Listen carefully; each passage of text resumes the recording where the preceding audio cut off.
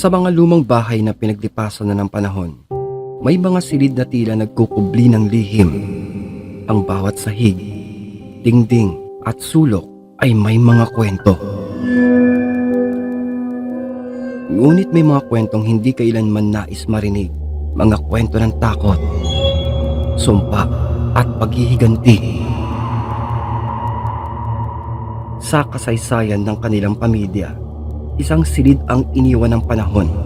Isang kwarto na hindi lamang basta tahimik, kundi puno ng mga bulong mula sa kabilang mundo.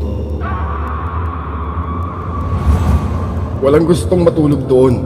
At huwag kang magtangkang matutulog doon. Madaming kwarto dyan. Mamili ka. Saan mo gusto. Pero huwag doon. Huwag doon sa kwarto ng lolo mo.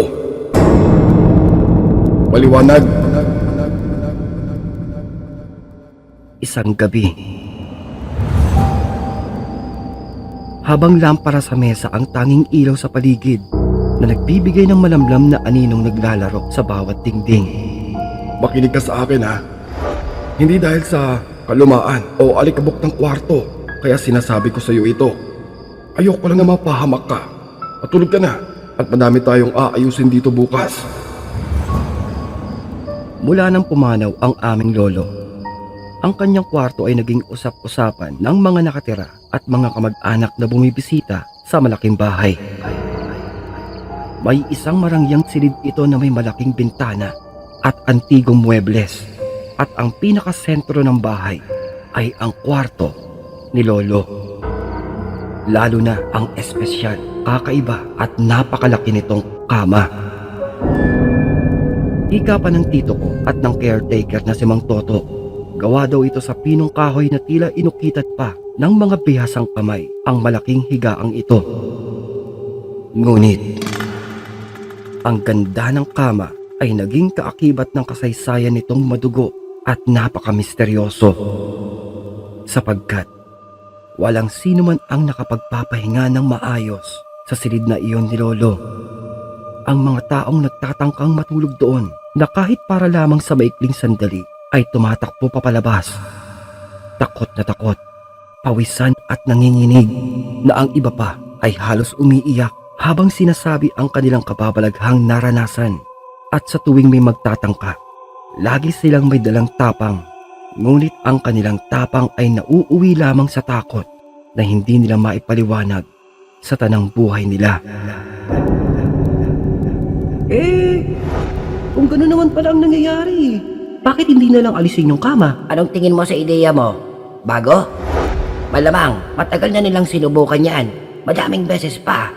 Pero, imposible. Dahil ang lahat ng mga taong inupahang sumubok, kung hindi namatay, hindi na nais pa ditong bumalik pa. Lo, parang nagtatanong lang bakit parang galit ka? Galit ka ba, Mang Toto? Hindi. Nagkukwento lang. O siya, tama na yun, Alex. Magpahinga ka na at baka mas mapuyat ka. Kakaisip pag malaman mo ang kwento tungkol sa bahay na to. Bakit nga? Makulit ka rin no? Matulog ka na nga daw. At totoo nga, dahil ang mga narinig kong kwento ay simula pa lamang ito ng mas malalim at nakakapangilabot na istorya tungkol sa kama ni lolo. Hindi lamang bangungot ang kanilang nararanasan. Higit pa sa masamang panaginip ang tinamasa ng mga taong nangahas sa may higaan na yan. Ika pa ni Mang Toto, ang nag-iisang tagapag-alaga ng malaking bahay. Siya ay isang matandang lalaki na halos kasabay na ng bahay ang edad. Ang bigote nito ay tulad ng bawat pako na siyang nakatudla sa bahay na ito. Tila naging pundasyon na ito ng matagal na kasaysayan ng aming lumang tirahan. At mababakas sa kanyang boses ang puno ng pangingilabot habang ikinukwento ang mga nangyari sa loob ng silid. At si Mang Toto ang halos ginagawang imbakan ng mga kwento ng mga taong nakakaranas ng nakakapangilabot na samot-saring mga kwento. Lalo na ang tungkol sa kahindik-hindik na engkanto na siyang naninirahan sa malaking kamang ito. Wow! Wow! Hanip! Paluho pala yung engkanto nyo dito, no? Gusto pala niya malaking kama pa eh, no? Sa amin, banig-banig lang eh. Mayos ka. Baka pagsisihan mong kagaspangan mo ng ugali kapag mapagbalingan ka. Oo nga. Sapagkat tunay nga daw na nakakapangilabot ang engkantong ito dahil ika pa ni Mang Toto. Sa bawat taong nangahas matulog sa kwartong iyon, lagi nilang nakikita ang isang malaking babae sa kanilang mga panaginip. Hinding-hindi mo siya makalilimutan. Maputla, mataba, napakataba, may baluktot na katawan at halos 9 na talampakan ang taas na may malaking mata. Ang mukha niya ay parang pinaghalong tao at halimaw at ang halakhak niya ay parang bumubulong ng kamatayan. Na sino mang magising mula sa bangungot ay nakadarama ng tila pagkaparalisa. Hindi sila makakilos, hindi makasigaw dahil nakikita pa rin nila ang nakakatakot na itsura ng matandang babae. Nakaupo ito sa kanilang dibdib. Pinipigilan silang huminga. Ang bawat segundo ay parang isang oras at ang halakhak ng babae ay umaalingaw-ngaw sa kanilang pandinig kahit tapos na ang pangyayari. At maingat na lumingon muna ang matandang tagapag-alaga ng bahay bago sinabi ang pangalan ng isang nilalang. Batibat. Ha? Batibat. Batibot? Bobo. Batibat. Batibot? Yung tapet na unggoy na may katropang malaking pagong na nagsasabi ng, Ate Jenna! Andito na yung saging ko! Agoy! Sa ulo ko talaga eh. Pag seryoso ka nga, ingay-ingay mo. Sorry na tito. Saka muling itinuloy ni Mang Toto ang tungkol sa may nilalang. Batibat. Isa itong engkanto na kilala sa pagiging mapaghiganti. Na kung nakakatakot ang isang kapre, ito ay mas doble. Sapagkat ang batibat ay nagmula sa mahiwagang punong pinagpupugaran niya. At ang kasalanan ng lolo mo ang siyang nagdala sa may nilalang dito. Noong kalakasan kasi ng aming lolo, siya ay kilala bilang isang makapangyarihang lalaki. Mayaman, mayabang, ubod ng yabang. Hawak niya ang malawak na lupain ng aming pamilya at ang kanyang bawat utos ay batas. Sa gitna ng kanilang lupain ay may isang puno. Itinuturing na sagrado ito ng mga nakatira doon. Ang puno ng nara na niyayakap ng matandang puno ng balete. Mataas, napakalapad at tila may buhay na umaagos mula sa bawat ugat hanggang sa dulo ng mga sanga nito. Ngunit sa mata ng lolo ko, ang puno ay walang iba kundi isa lamang sagabal. Na isang araw, ipinag-utos niya itong putulin at gawing kama para sa kanyang silid. Don Ronaldo, hindi ho sa pinangungunahan ko ho kayo ano? Pero ayon ho sa mga taga rito, ang punong ito ay tahanan. Tahanan ng mga espiritu. Ha? Espiritu? Anong espiritu? Walang espiritu mas mataas kisa sa akin. Bakit? Ha? Kaya ka bang pasahurin ng espiritong sinasabi mo? Ha? Bakit? Namumunga ba yan ng piso? Ha? Mamili kayo. Puputulin nyo ang puno o mawawala kayo sa aking lupain. Mamili kayo. Walang nagawa ang mga manggagawa kundi sundin ang kanyang ipinag-uutos. At nung araw ding iyon, sa bawat hagupit ng kanilang mga palakol, pag-atras abante ng malaking ngipin ng lagare, tila umiiyak ang matandang puno. Bawat langit-ngit ay tila tumatangis. Wari pumapalahaw sa pagdaing ng sakit. At kasabay ng pagbagsak nito, ang tila malamig na hangin kumalat sa may buong paligid. Dama nila ang tila mabigat na banta, ang simula ng isang sumpa. At mula sa matandang puno, ginawa ang isang malaking kama, marangya, elegante, na ang bawat ukit sa kahoy ay perpekto. At sa unang gabi ng paggamit nito, natulog daw ang aming lolo nang may matamis na ngiti sa kanyang labi. Ngunit, iyon na rin pala ang huli. Dahil sa kanyang lamay, hindi na nagtataka ultimo ang kanyang asawa sa may bangkay nitong nakangiwi.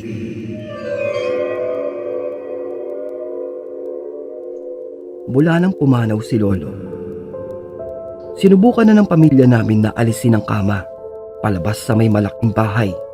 Dahil pinaniniwala ang magmula noon ay nagsimula ang lahat ng kamalasan sa kanilang kabuhayan. Pero ang mga unang pagtatangka ay simpleng pagbuhat lamang, ngunit walang saysay.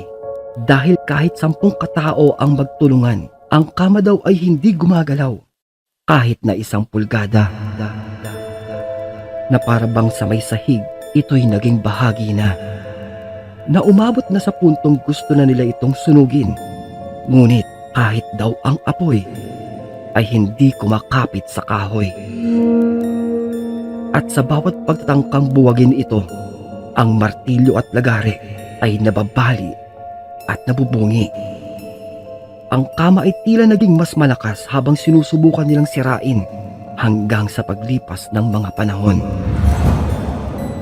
Walang nakakagalaw nito dito. Dahil ang Batibat ang nagmamay-ari sa kama ng lolo mo. Sa labis na desperasyon, ang pamilya daw noon ay kumuha ng 6 na manggagawa para tuluyan ng sirain ang malaking kama. Ngunit bago pa sila makapagsimula, 2 sa kanila ang nagkasakit at namatay sa loob ng ilang araw. At ang natira ay tumanggi ng bumalik matapos maramdaman ang maitim at kakaibang presensya ng kama. Sa labis na takot, iniwan na lamang ang kama sa lugar na ito. Walang sino man ang naglakas loob na lumapit dito. Ang kwarto ay palaging nakasarado. Ngunit, gabi-gabi, naririnig ni Mang Toto ang tila mabibigat na yabag ng paa mula sa loob ng tahimik at abandonadong kwarto. Ang makapanindig balahibong pagtawa ng kung anumang nilalang. Ang paglangit-ngit ng mga kahoy ay tila nagsisilbing musika ng pagtaghoy. Ang Batibat ay patuloy na naghihiganti, nagpapaalala na ang mundo ay hindi lamang para sa tao. Madaming pag-aari at kanilang mga negosyo ang sunod-sunod na nalugi. Sa bawat aksyon, nararapat nating isipin ang epekto nito sa iba, maging sa mga nilalang na hindi natin nakikita. Huwag tayong magmamataas sapagkat ang lahat ng bagay ay may kapalit. Ito ang madalas sabihin ng aking lola tuwing ikinukwento niya ang sumpa ng aming pamilya. Noon ay parang alamat lamang ito sa akin. Isang kwento para takutin kami na huwag magkakamali. Ngunit, habang lumalaki ako, nalaman kong higit pa ito sa alamat. Ang sumpa ay totoo. At ito ang naging dahilan ng sunod-sunod na trahedya sa aming angkan.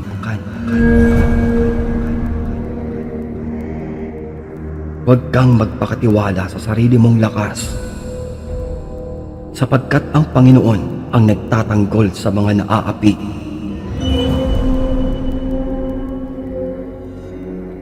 Ang kwento ay nagpatuloy makalipas ang ilang dekada matapos ang pagkamatay ng aming lolo. Bagamat iniiwasan ng silid at ang tila isinumpang kama, hindi maikakailang patuloy itong gumagawa ng ingay sa aming pamilya.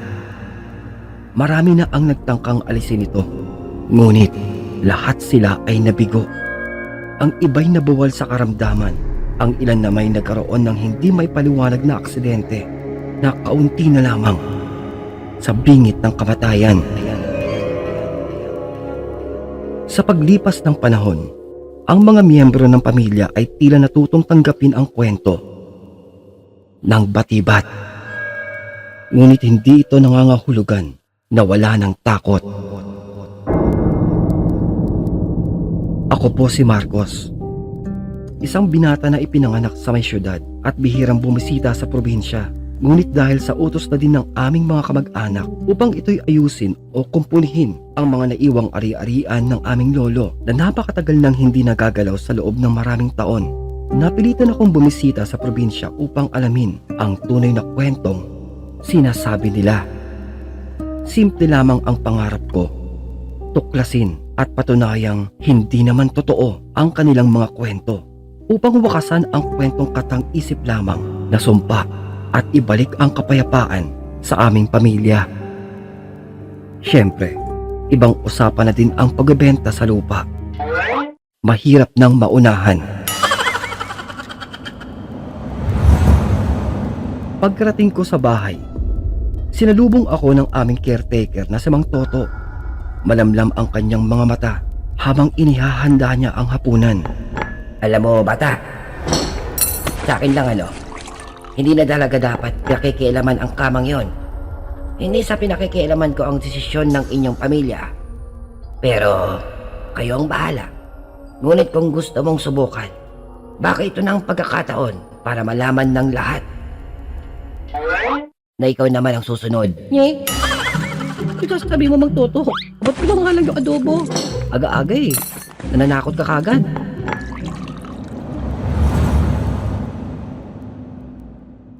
Sa paghahanap ko ng impormasyon, natagpuan ko ang isang lumang libreta na pagmamay-ari pala ng lolo ko.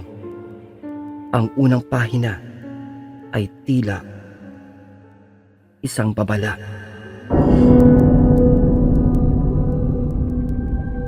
Sa bawat punong napuputol, may kaluluwang nagigising. Ang kama ko ay hindi basta lamang gawa sa kahoy. Ito ay naging tahanan ng isang nilalang na dapat ay nanatiling hindi nagagalaw.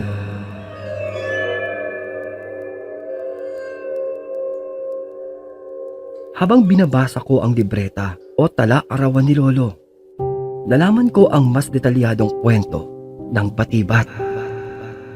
Hindi pala ito isang ordinaryong elemental. Isa itong matandang espiritu ng kagubatan. Isang uri ng engkanto na may kakayahang sumanib sa mga bagay-bagay. At sa kaso ng aming pamilya, piniling gawing tirahan ng Batibat ang higanteng kama. Kinagabihan, habang sinisiyasat ko ang bahay, naramdaman kong biglang bumigat ang hangin.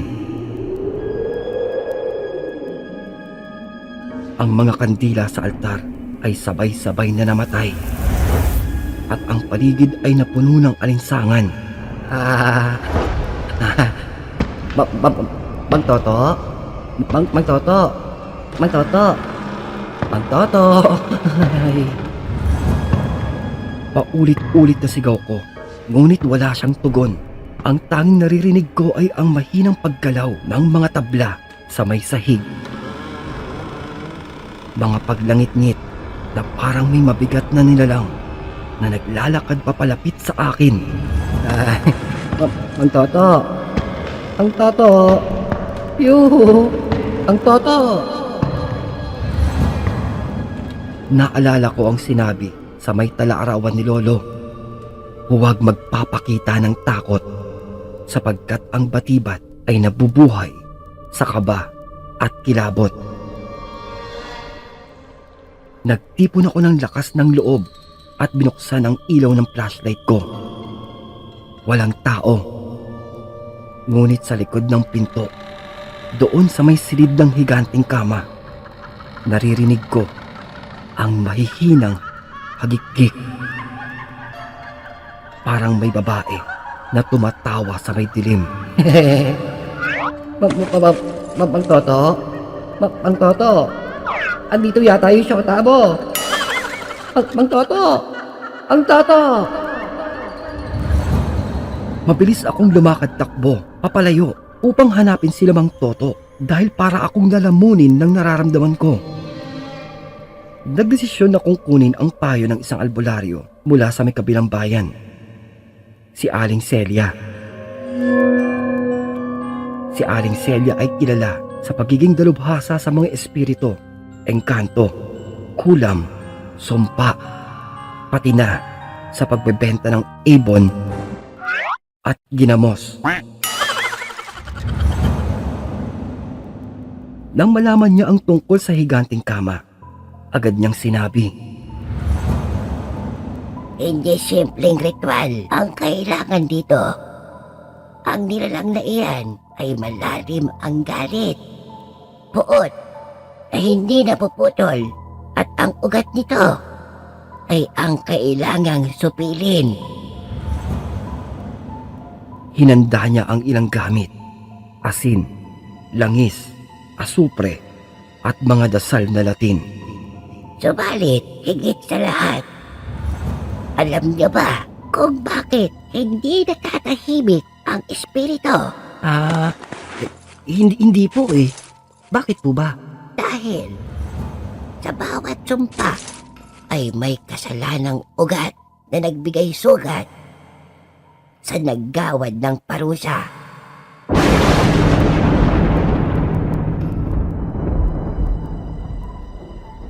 Pagdating namin sa bahay, agad naming sinimulan ang ritual. Ngunit, habang bumibigkas siya ng dasal, biglang nag-ingay ang kama. Ang buong silid ay tila nilindol at ang mga alikabok ay bumagsak sa may kisame. Sa gitna ng ritual, biglang tumigil si Aling Celia. Hindi. Hindi. Hindi ako ang hinihintay niya. Hindi ako. Sino? Sino po? Ano po ang hinihintay niya, Aling Celia? Sino? Ikaw. Ako? Oo. Ikaw ang kailangan. Bakit ako? Kailangan ng tagapagmana ng kasalanan. Bakit ako? Eh sino ba pag gusto mo? Ikaw ang nasa may tabi ko. Kaya ikaw na lang. Ano kung... Aling Celia naman eh. Wag ako. Wag naman. Wag ako. Noong gabi ring iyon, nagdesisyon akong harapin ang batibat. Pumasok ako sa silid ng aking lolo at humiga sa kanyang malaking kama. Hindi nagtagal. Natatawa pa nga ako dahil bakit ko nga ba ito ginagawa at bakit ko pinipilit ang sarili kong matulog hindi pa naman ako inaantok. Pero habang kinakausap ko ang aking sarili, nararamdaman kong lumangit-ngit ang malaking kama. At dahan-dahan, parang may mabigat na kamay na dumadagan sa aking dibdib. Nahihirapan akong huminga at ang paningin ko ay parang nagdidilim. Nang imulat ko ang aking mga mata, nakita ko sa aking ibabaw ang sinasabi nilang batibat. Isang dambuhalang babae na may kulubot na balat, malaking mata at napakataba. Tumatawa siya ng malakas habang tangkang sasakalin ako. Kaya ika ko. Anong kailangan mo? Anong kailangan mo? Wag! Anong kailangan mo? Walang tigil akong sumisigaw-sigaw. Ngunit sa halip na sumagot ang nasa aking ibabaw, itinuro niya ang isang bagay doon sa may mesa. Dito ay nagising ako. Agad kong binasa ang natitirang pahina ng tala-arawan. At nakasulat doon ang huling habilin ng aking lolo. Kung nais mong tapusin ang sumpa, ibalik mo ang hiniram. Ang puno ng batibat ay dapat muling itayo.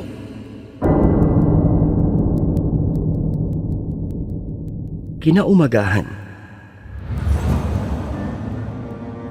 sinimulan kong hanapin ang mga labi ng punong pinanggalingan ng higanting kama. Sa tulong ng ilang kapitbahay ni Mang Toto at ng tiyuhin ko, ibinaon at itinanim namin ang mga natitirang bahagi ng kahoy mula sa pinagyarian ng kama doon sa may lupa, kasabay ng taimtim na dasal. Hindi naging madali ang proseso, ngunit kapansin-pansin, unti-unting gumagaan at naglalaho ang kakaibang bigat sa lumang bahay. Mula noon, wala nang nakakaranas ng bangungot o panggugulo mula sa nakakapangilabot na engkanto mula sa nilalang na batibat. Ngunit isang bagay ang malinaw, ang aral na aking natutunan. Ang respeto sa kalikasan at sa mga nilalang na tulad nito ay hindi dapat baliwalain ng tao, sapagkat ang lahat ng nilalang, maging tao o espiritu, ay nilikha ng Diyos at nararapat galangin. Huwag nating baliwalain ang mga babala tungkol sa kalikasan, mga pamahiin, makaluma o matakatandang paniniwala. Ang bawat puno, damo, bato at lupa ay maaaring maging tahanan ng mga nilalang na hindi natin lubos na uunawaan. Respetuhin natin ang lahat ng bagay sa paligid, sapagkat ang pagsira sa kanilang mundo ay maaaring magdala ng sumpa sa atin at sa mga susunod na henerasyon.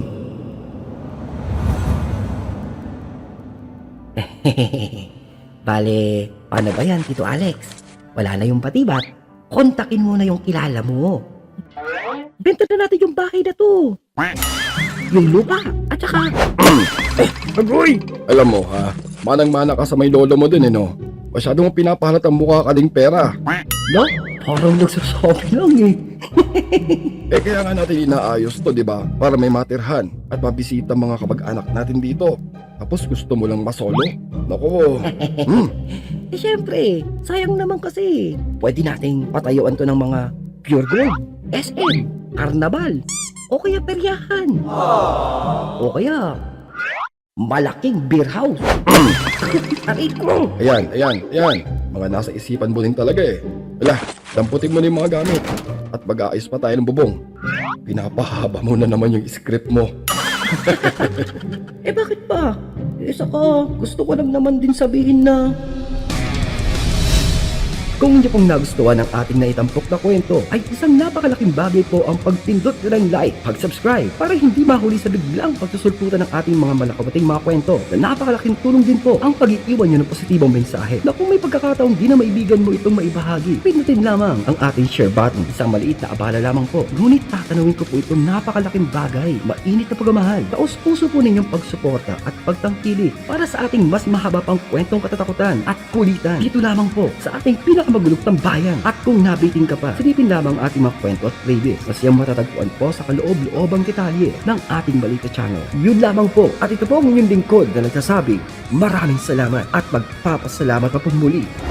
This is your one and only Kulas, your very own original dose of Tagalog horror good vibes na nagsasabi, stay safe and fresh everyone and always stay awesome. Peace out.